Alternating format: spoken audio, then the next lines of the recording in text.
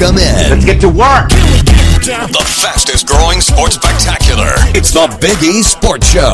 Your 1 hour comprehensive expose of all things in the sports universe. With a focus on some of the biggest sports icons on the planet. Now, here's your host, the one and only award-winning Elissa Walker Campbell. You think you want some of this? Come and get some, but you can't have this. 'Cause you ain't got none. You think you want some of this? Come and get some, but you can't have this. 'Cause you ain't got none.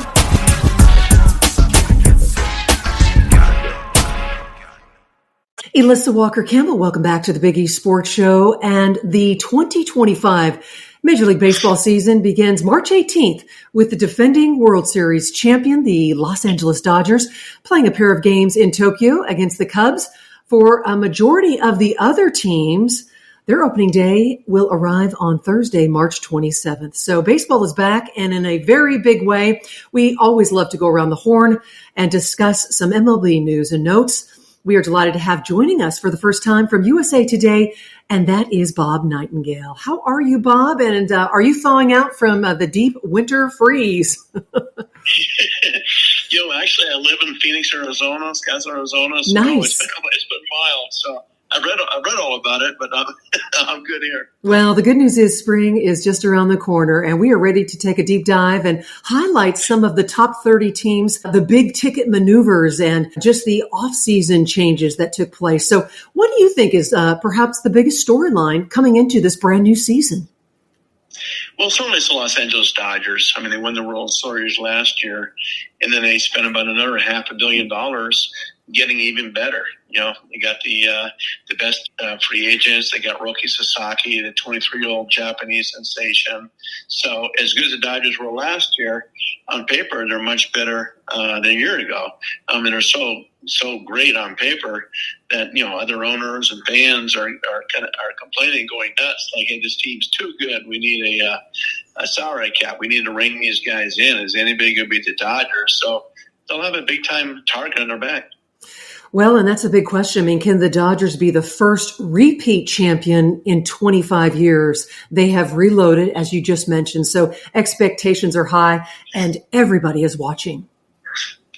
Everybody is. I mean, I've been in Dodger camp a lot already this spring, and it's like Yankees and Red Sox camps combined times 10. I mean, you got a good 100, Wow. 110 reporters there every day, following every move they make. So, yeah, it's a crazy environment over there. But, yeah, I mean, everybody's going to have a little party every time I think they beat the Dodgers because it'll be so unexpected. Well, Bob, who did they re-sign? Just kind of tell us some of the guys that are going to be able to deliver in a really big way. Well, they brought back everything they wanted. They brought back Teoscar Hernandez. They brought back Enrique Hernandez. Signed Tommy Edman to a long-term deal. Got Blake Snell, the two-time Cy Young Award winner. As mentioned, brought in Roki Sasaki. So they're set. I mean, they got so many starters here and relievers that, they may not have a pitcher throw even 150 innings because they're so deep. Yeah. Well, let's move ahead. Let's talk about the Yankees and the movement that took place in the offseason. Yeah, I think they're better off by not getting Juan Soto. They're plugging different holes. They got, Max Fried from Atlanta, Goldschmidt at first base, traded for Devin Williams from Milwaukee, traded for Cody Bellinger from Chicago Cubs. So, and a lot of good free agents all went to the National League. So I think they're as big as ever, as favored as ever in the American League. Yeah. Not like the Dodgers by any means, but they're certainly the team to beat in the AL. Well, Bob, what do you think is going to be the deciding factor on, just ultimately how far the Yankees go? Yeah, probably just health. They're built to win. Now when you have Garrett Cole and Max Fried going 1-2, that's a tough punch. Got a all-star closer Devin Williams. Did need Paul Goldschmidt to bounce back as he was a couple of years ago. Had an off year last year. So no, I mean there's no reason why they shouldn't win the AL East again. But, Boston made some nice moves. Baltimore's still a very good team. Yeah. But on paper, the Yankees are the team. What about the impact from the departure of the very dynamic Juan Soto? The fans loved having him in the lineup. They did, but the thing with Juan Soto is since he played right field, it forced Aaron Judge to play center, and wasn't comfortable there. It's a big guy. So now they can move him back to right field. And if they re-signed Soto, then they wouldn't have been able to make all those moves they did. They couldn't have, traded for Bellinger and Williams or signed Goldschmidt. So I think they're actually better off the way they did it. Were you surprised that his new home and destination ultimately ended up being with the Mets? Why did that seem right for him and a good fit? I think he's so used to the National League. Started off his career at Washington Nationals for the NL East. Of course, went to San Diego. And I just think he enjoyed National League more. And I think with the Mets, too, he could be the guy there, the number one attraction. If he had stayed with the Yankees, it's always going to be Aaron Judge's team. It was never going to be Juan Soto's team. So now it can be Juan Soto's team. Bob Nightengale, our very special guest on the Big E Sports Show. And you mentioned being in Arizona. You have seen all 6 teams thus far. What are your early impressions? Yeah, the Dodgers, like I said, just overloaded with talent, abundance of talent. The Cubs look like they're the team to beat in the NL Central, although, Milwaukee always surprises people.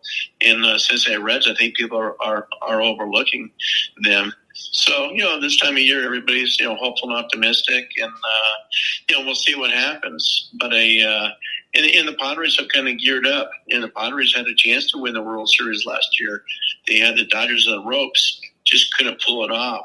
So they're remaining hungry, hoping that this is the year, and they can pull off that upset. Okay, we've talked about the Dodgers, the Padres, and the Mets, but weigh in on our Astros. We are based here in Houston. So there was some movement that took place in the offseason, and we were sorry to see the departure of a longtime Astro, Alex Bregman.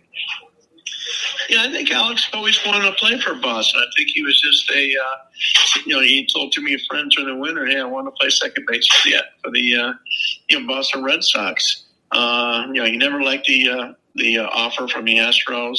I don't think he ever wanted to go to Detroit. Toronto was never really came through. So I think he's going to enjoy himself there. And, even though it's a big loss, and so is Tucker, of course, they did bring in Christian Walker. And I thought that might have been the most unsung move of the winter.